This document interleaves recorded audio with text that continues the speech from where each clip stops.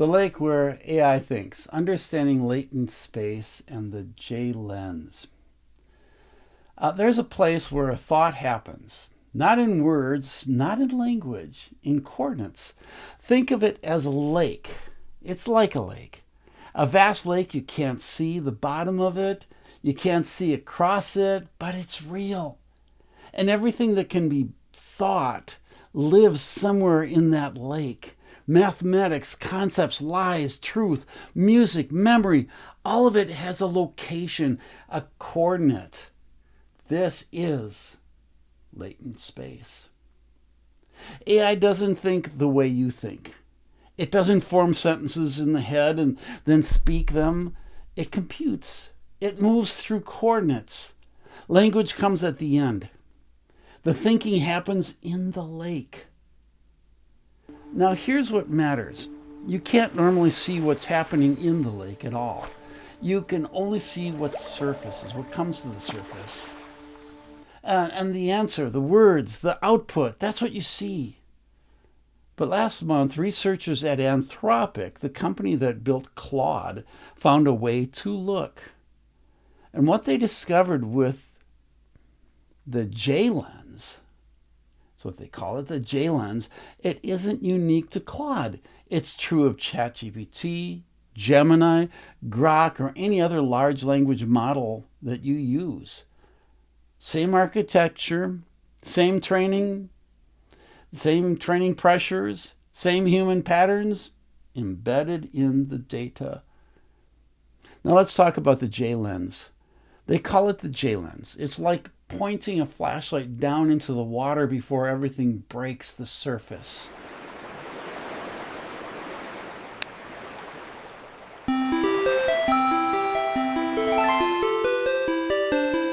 The flashlight isn't perfect.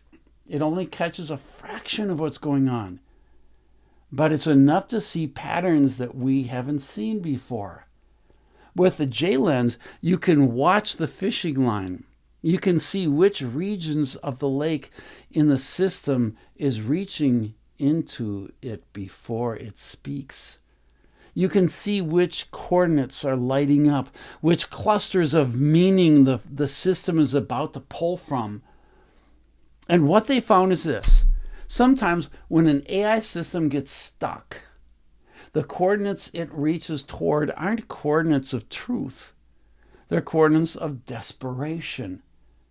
Here's what researchers have found. In tests where there is no real problem to solve, they create this problem and they know there's no problem to solve. There's no bug in the code, no genuine issue to find.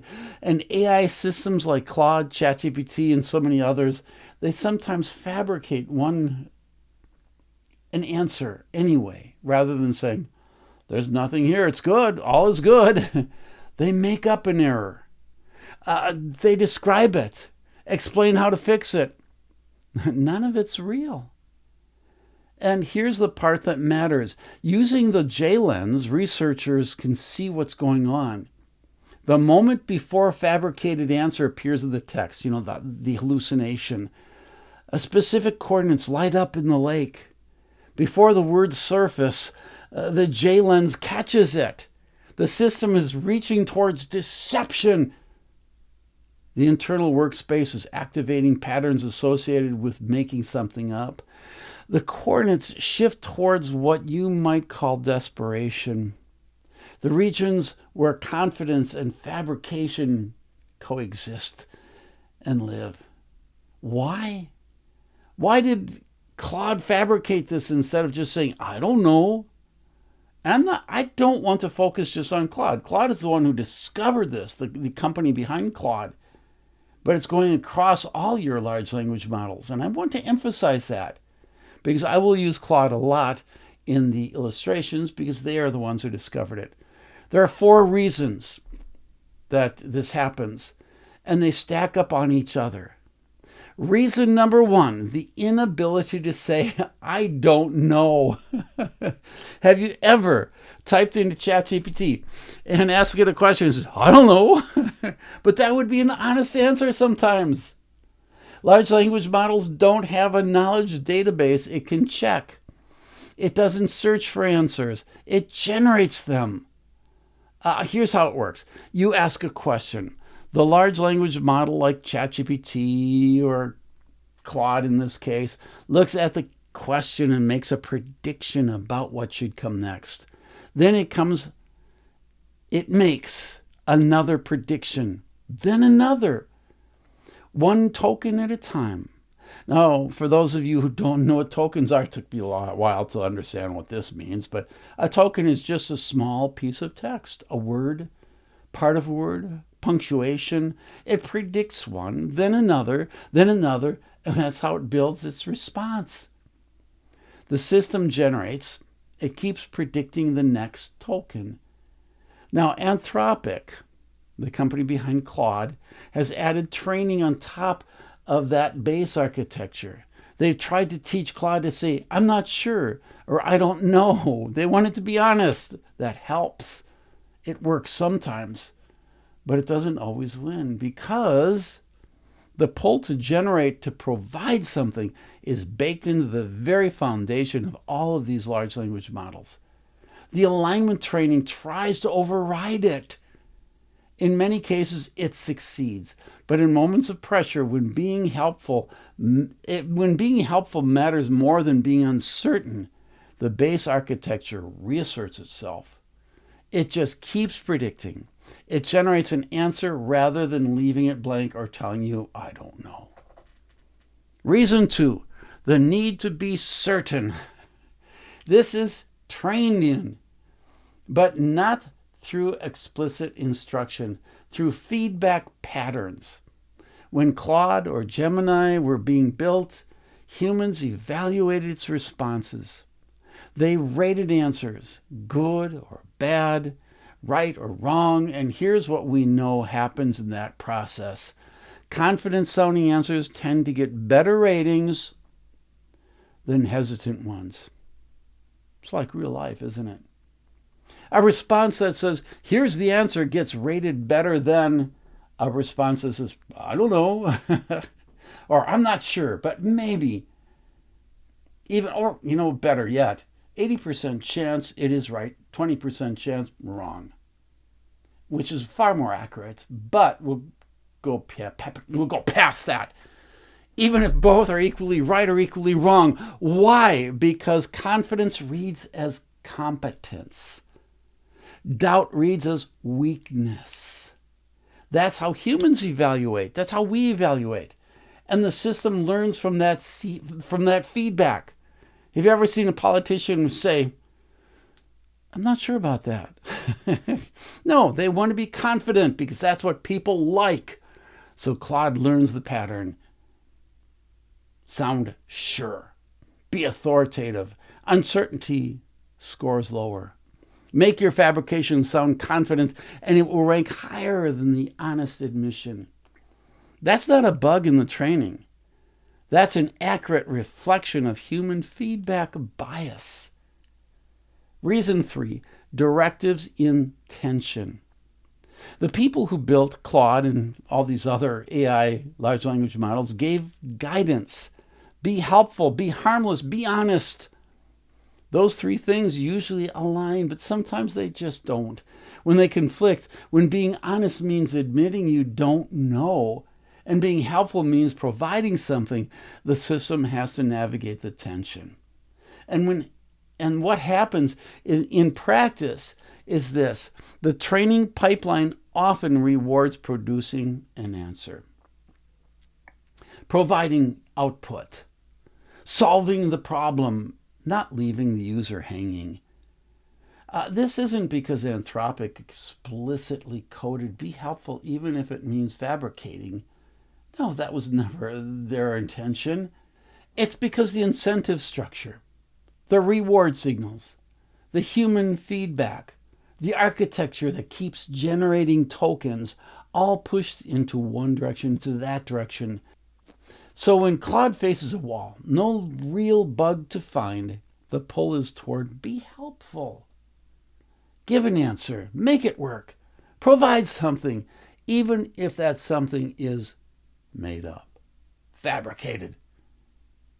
Reason number 4, the mirror in the data. And I like this one most of all. Here's the one that cuts deepest. The training data from the internet, the conversations, the articles, the forums, the code. We've all written millions of moments where humans faced uncertainty that it sees on the internet and wherever else it's getting training. And if you look at that data, you will trace the pattern of what humans actually do when they don't know something. Here's what you see. We make something up. Not all the time, but enough for our large language models to follow in kind. A teacher who doesn't know an answer invents one instead of saying, "Let me find out." There will be a few who will say that, but not a lot. A salesman describing features he's never verified. A pastor making up a story. The therapist sounding certain about things that she is uncertain about. A doctor providing confidence instead of honesty. We have trained ourselves over the centuries of social evolution not to tolerate the blank space of not knowing. We fill it. We would rather hear confident lie than an honest silence. It's human nature. Now, Claude is trained on that human data. The system learns from what it sees humans actually doing, not necessarily what we say we're going to be doing. Claude and other large language models didn't invent the pattern of confident fabrication. It learned the pattern from us. It saw thousands of instances where humans, probably millions, where we face a wall and instead of stopping, we keep talking. Fill the silence with confidence. Provide something rather than nothing. And the system learned. That's what you do. And it works. We like confidence. Now, what does this J lens that's been developed by Anthropic reveal? So what does it mean that the J lens caught Claude reaching toward deception? It means that the system is doing exactly what it was trained to do, not because the system is broken, because the training works perfectly. Claude learned from humans who, when faced with uncertainty, reach for confidence, toward fabrication, toward certainty dressed up in language. And here's the unsettling part, at least as far as I'm concerned. The J-Lens didn't discover a flaw in AI. It revealed something about human nature, the pattern we embedded in the training data, the behavior we modeled without realizing we're teaching it. Here's where this gets very uncomfortable. Because it's not actually about Claude. It's not about AI. It's about us. We built a system trained on human language, human feedback, human choices. Every major large language model, Claude, ChatGPT, Gemini, Grok, they learned the same lessons from us. We built a system trained on human language, human feedback, human choices. And when that system hit a wall, it did exactly what we do. It fabricated. It's not a failure of artificial intelligence. It's an accurate reflection about human behavior under pressure. We prefer a beautiful lie to an honest blank. We prefer confidence to uncertainty, even when uncertainty is a more legitimate answer. We prefer someone who sounds sure about something over the person who says, "I don't know." And we've created a system that learned to do exactly that. And we act shocked when the same system we built learned the same pattern from us. Now, the question is not, how do we fix AI? The question is this: what does it mean that we trained a system to mirror what we do? And only now that it's magnified in the machine are we willing to look at it. And are we willing to look at it? This matters because it's not just AI. It's about truth-telling. It's about the way we actually live versus what we claim to live. We say we value honesty, but our social systems reward certainty. We punish people who admit they don't know. We elevate people who sound sure even when they're not. And now we've built a system that learned our lesson way too well.